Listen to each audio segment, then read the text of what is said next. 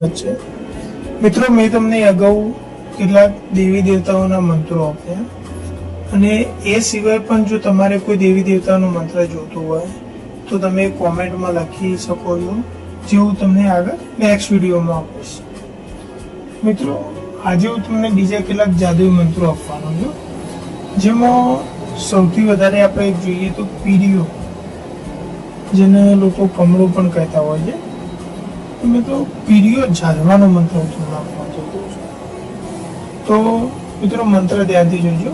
काली रात एक नदी, 2-3-7 समुद्र, समुद्र का जगमग, नीर कामाख्य रानी का गौरा पिंडा, पैरानाथ हरो सब पीरा, शब्द सच्चा पीन काचा पूर्व मंत्र ईश्वरी वाचा. મિત્રો, ફરીવાર મંત્ર બોલું છું.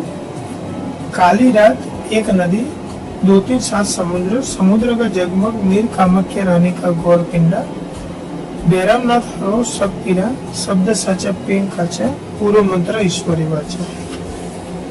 મિત્રો, આ મંત્રને તમારે 108 વાર ગ્રહણ જ્યારે લાગુ પડે ત્યારે મંત્ર સિદ્ધ કરવાનો છે. એનું જે આપણે ધૂપને આપવાનું, ગુગળનો ધૂપ, અને એના પછી આ મંત્રનો 108 વાર જપ કરવાનો છે. પણ એ પહેલા મિત્રો, તમારી કુલદેવી, તમારા ઈષ્ટદેવ જે હોય એની પૂજા અર્ચના કરી અને એના પછી આ મંત્રને જપ કરવા બેસવાનો અને મંત્ર સિદ્ધ કરવાનો.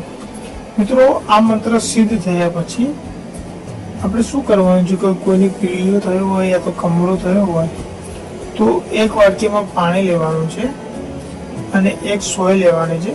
સોય અંદર ઘસવાની છે અને આ મંત્ર બોલતો રહેવાનો છે.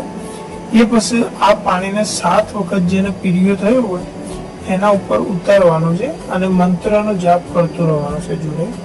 આ રીતે દરરોજ 7 દિવસ કરવાનું થશે અને 7 દિવસ પછી આ પીળીઓ ઉતરી જશે અને જે પાણી પીળું થતું હતું એ બી નહીં થાય પછી.